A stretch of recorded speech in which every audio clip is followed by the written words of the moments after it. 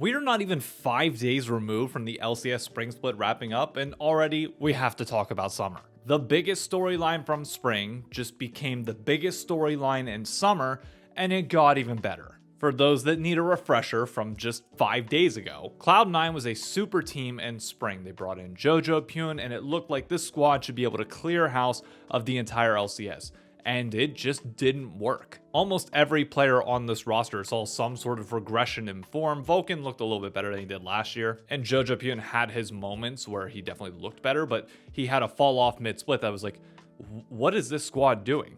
And on top of that, they didn't even make MSI. It's not like they didn't just win. They didn't make an international tournament where the top 2 teams in the league go. So I know what some people are thinking, why are we talking about summer already? Well, if you follow traditional sports, you know the Super Bowl odds for the next year come out the day after the Super Bowl's done, right? Congrats, we're in summer split talk now. And Cloud9 only sped up that timeline by making 2 aggressive moves that I think most of the fan base is going to be happy with, but it comes with its warning. The 2 biggest complaints that Cloud9 fans had after spring was that Mithy needed to go and Fudge, his time was up. And fans got their exact wish with both of these. Mithy is out and Fudge is out. In their place comes one person that everybody, especially Cloud9 fans, should know.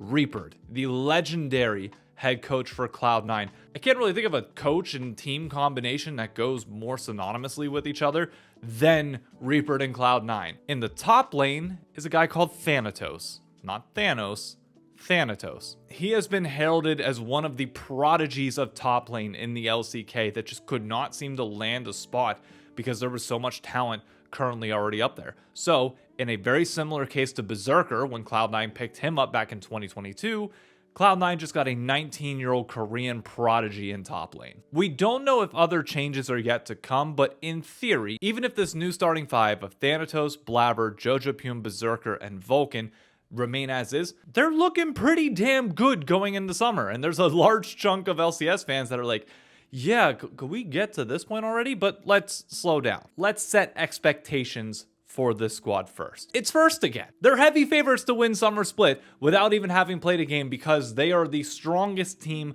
on paper. But it's not just that. There's 2 important narratives that will help feed into them being the favorites come summer. The first is the MSI curse. MSI comes up at the beginning of May this year. It lasts for about 3 weeks, and it's a grind for our 2 teams that are going in both Team Liquid and FlyQuest. They get 1 month off from the end of Spring Split to the beginning of MSI. MSI in those 3 weeks are a blitz that goes by so quick and so much is happening.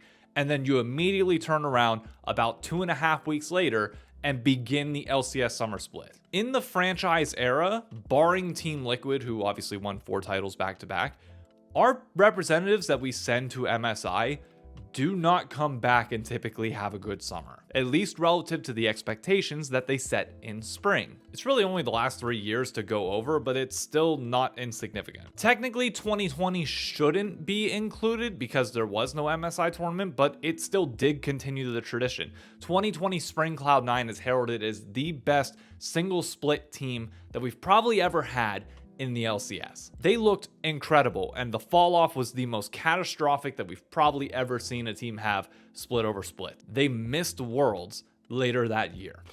Many C9 fans are still not over that year. But jump up to 2021. Cloud9 wins again in spring, notably with the Perks roster. Goes to MSI, has some decent games, but overall not the best placing. Comes back, summer, loses to 100 Thieves. 3rd place still goes to Worlds, but notably nowhere near as good in the summer split as they were in spring. Even then, I wouldn't say this roster was all that dominant in spring either. TL might have been able to beat them had Santorin not had the whole migraine issue. Jump up to 2022. Evil Geniuses. God, it pains me to think back on this roster. What could have been? But their fall off in summer also very well documented. Danny's mental health declines. EG as an org, like they never...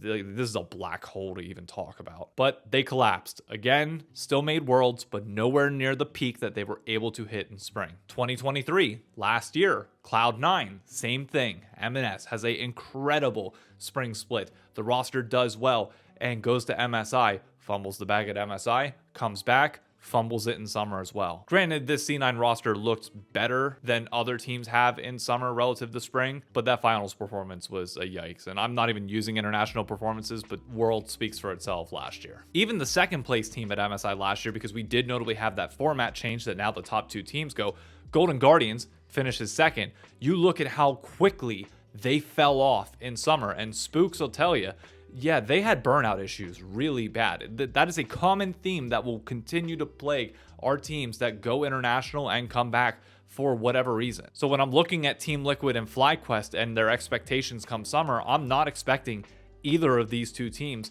to really win it. It's never historically happened, so why would I assume that it's going to happen now? The second reason that favors Cloud9 this summer is actually a broader point about the organization, which quite frankly has been in a bit of a spiral, at least in my opinion, over the last few years. Yes, they have won titles, but it's more of a at what cost theory. Since they started winning titles consistently in 2020 on, what have they done internationally? I know some people will get triggered trying to compare international to domestic, but clearly there was a trade-off there. On top of that, there has been a roster change every single split for Cloud9 since 2021. I didn't realize that until thinking about this video and plotting the overall narrative in my head. It's yeah, they've changed a lot. So let's walk back these changes and see why this one that they're making this summer is actually the most important they've ever done. This past offseason, they brought in Jojo Pyun in favor of M&S, who had notably not really done all that well by the end of summer. You can debate whether M&S was technically a roster change in summer, but I'm counting it as start of summer split roster compared to start of spring split, of which Diplex started in spring of last year. Whenever Cloud9 was not looking all that hot, they bring in M&S. Yes, they win spring, they lose summer, but technically it's 2 different rosters to start the season. You go back even further, the reason why they brought in Diplex and M&S was because they wanted to replace Jensen and get somebody that's a little bit more aggressive in lane. Because by all means, 2022 Cloud9 won, so that was a good thing, but it did notably win after they collapsed in spring. The spring split roster was the really weird one. The LS coaching with Fudge brought down to mid lane, Summit in top lane. Winsome was the support at this time. It was kind of wild. And obviously that wasn't the roster from the year prior. You go back to 2021. That was the year that Perks came over for a single year because apparently G2 blocked him from trying to go to Fnatic. So yeah, the last time that they had a roster for the entire year was 2021. And what was the big change that happened at the beginning of that year? Well, Cloud9 felt like they needed a coaching change because after the dominance that was 2020 spring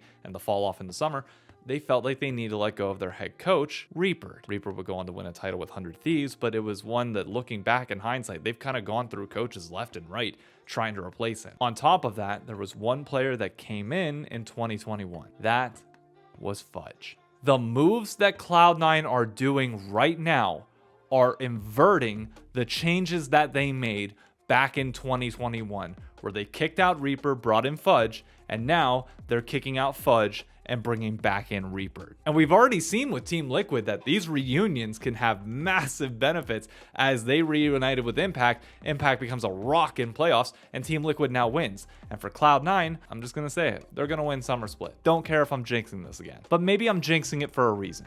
Because maybe Cloud9 fans need to hear that and need to come to the realization that maybe you are also part of the problem. I have seen so many C9 fans saying, hey, Fudge is washed. He cannot do this anymore. He ain't the guy. He ain't it. He's trash.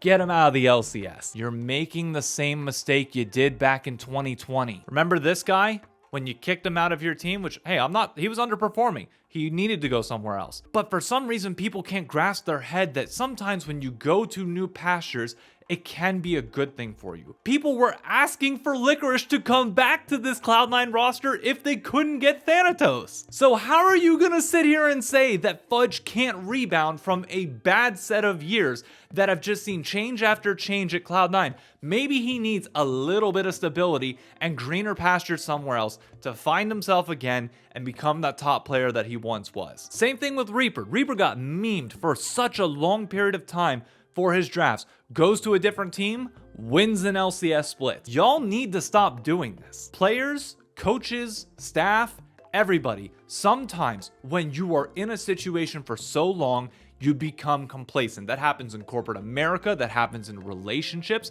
and there's a glow up effect that can happen, not always, but can happen after you've become comfortable in a situation that you can't seem to get out of. So by all means, the changes that Cloud9 are making are the same ones that I would agree they should make. I think it is good for the organization. But for C9 fans, be weary because the people that you're sending out could be better elsewhere. And they could come back to kick your ass in finals. With no TSM in the league, there is no lightning rod of hate to take away from the mass hate that some C9 fans can pile onto people. TSM had that reputation for years, and now Cloud9 is kind of slotting into their shoes. Don't make the same mistakes that you have in the past. You've got a fantastic roster, but don't disrespect what could possibly happen otherwise. Anyways, if any more roster changes happen over the course of the next month before MSI comes, we'll talk about it if it's relevant and deserves its own video. Otherwise, I'll see you for my 100 Thieves video next week, which was supposed to be this one, but it's getting pushed off because this is more relevant. There's really nobody that talks about roster moves on a consistent basis here on YouTube unless it's a podcast. So that's it. Adios. Bye-bye.